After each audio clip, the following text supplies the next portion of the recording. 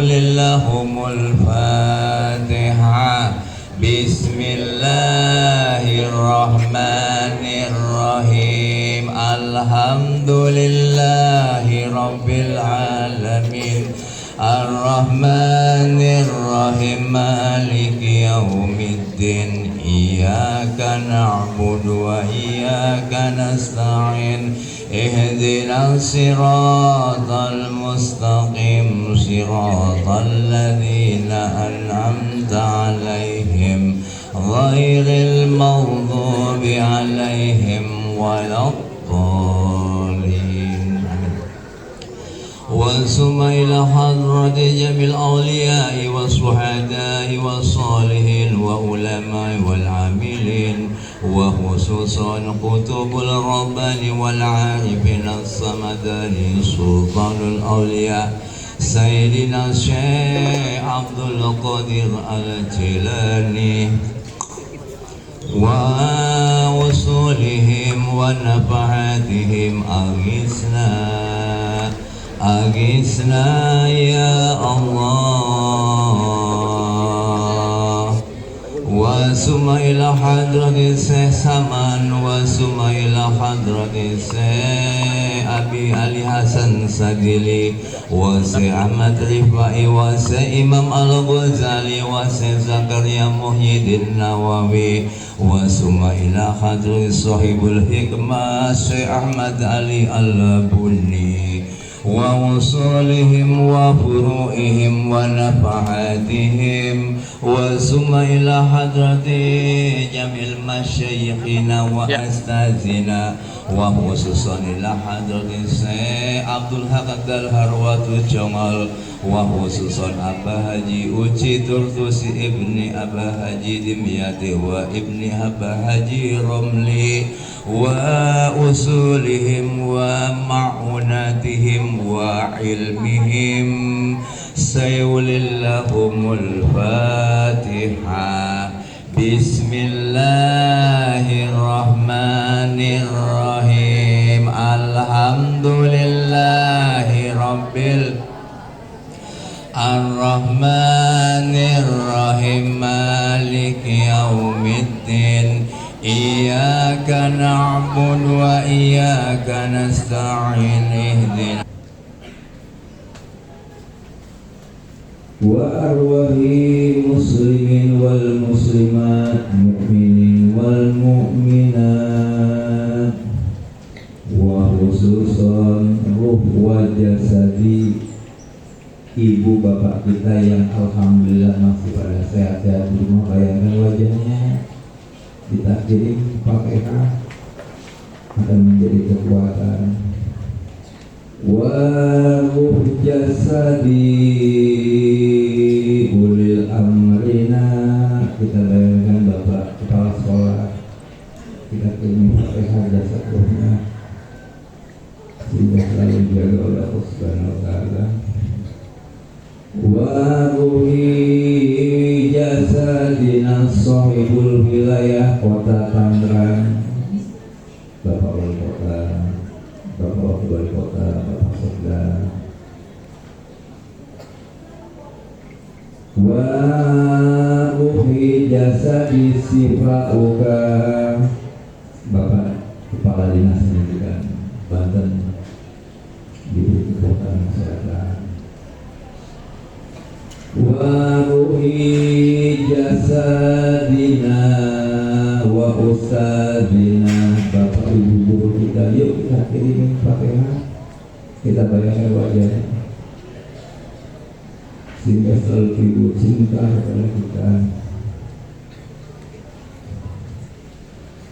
Timbul kelembutan hatinya, berbuat kata selalu baik kepada kita, dan kita sadari, ya Allah saya masih anak-anak, ya Allah saya masih remaja, ya Allah saya masih butuh bimbingan Bapak Ibu, ya Allah kadang-kadang saya nakal, saya akui ya Allah, tapi tolong Bapak Ibu guru kasih secercah kelembutan, tutur kata yang lembut,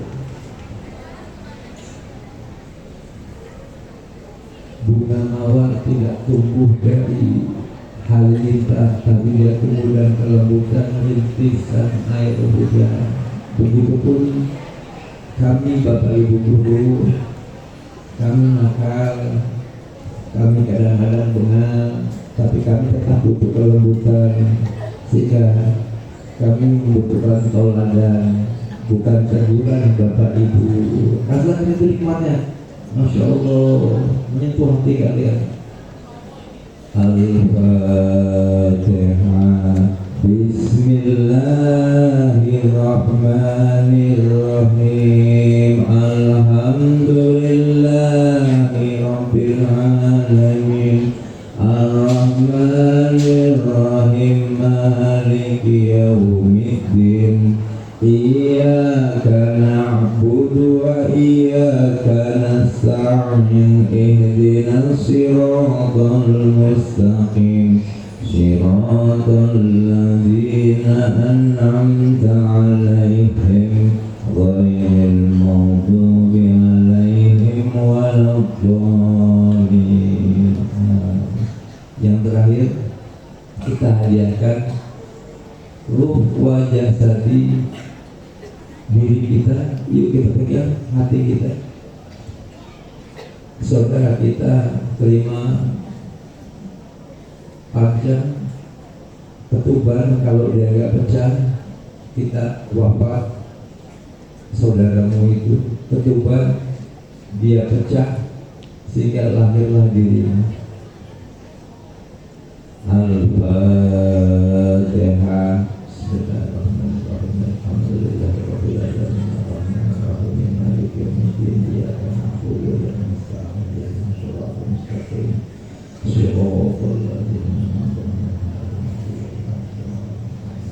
Nah, itu pokok suruh Yasin Tafadhol Ustaz.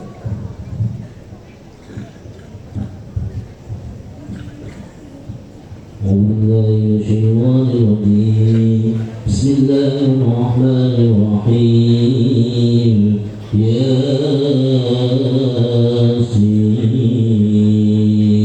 wal Qur'anil Hakim. Innaka lamursalin ala siratin mustaqim. تنزيل العزيز الرحيم. ينزل قوما تمنوا على عصيهم لا يؤمنون. إنا جعلنا في عبادهم أبدا فإلى الله يرجعون. وجعلنا من بين أيديهم سدا ومن خلفهم سدا وأغشيناهم ولا يبصرون. والسواء عليهم أنذرتهم أم تنذرهم لا يؤمنون. إنما ننذر من اتبع ذكر الرحمن بالغيب فبشره بمغفرة وأجر كريم. إنا نحيي الموتى وننظر ما قدموا وأشعارهم وكل شيء أحصيناه في إمام مبين. وإلهم أصحاب القرية جاءوا المرسلون إذ أرسلنا للمسلمين فكذبوهما فأنزلنا بثالث وقالوا إنا إليكم مرسلون. قالوا ما أنتم إلا بشر مثلنا وما أنزل الرحمن من شيء أنتم إلا تكذبون. قالوا ربنا يعلم إنا إليكم لمرسلون وما علينا إلا البلاغ المبين. قالوا إنا تبينا بكم لئن لم تنتهوا لنرجمنكم وليمسنكم منا عذاب عليم. قالوا طائركم معكم إن قتلتم بل أنتم قوم مسرفون. وجاء بالعصا المدينة رجل يسعى قال يا قوم اتبعوا المرسلين اتبعوا ما لا يسعكم أجرا وهم مهتدون. وما لي على أمر الذي فطرني وإليه ترجعون. أتخذ من دونه آلهة الرحمن بدون لا تغن عني شفاعتهم شيئا ولا ينقذون. إني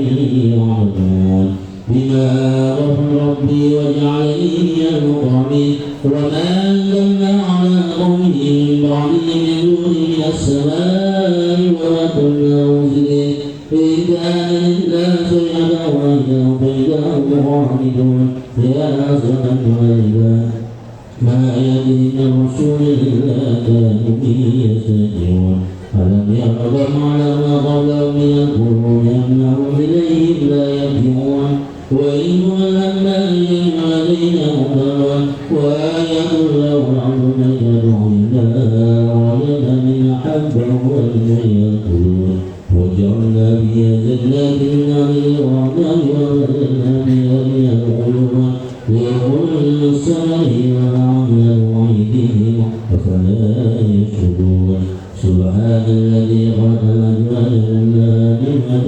بالعرضون والروس ومنها لا يعلمون ويعلم المسرع النهار وإذا أظلمون والشمس تغرب مستقر لها ذلك تقدير العزيز العليم والقمر قدرناه منازل حتى عرض الرسول القديم لا شمس ينبغي لها أن والقمر ويسابق النهار وكل في هدي يسبحون وآيات لهم أنا حملنا ذريتهم في الفلك المشحون وخلقنا لهم من مثله ما يركبون وإن نسعوا فلا طريق ولا هم ينقلون إلا رحمة منا ومتاعا لله وإذا قيل لهم اتقوا ما بين أيديكم وما خلفكم لعلكم ترحمون وما ذلك من آيات ربهم إلا كانوا عنها معرضين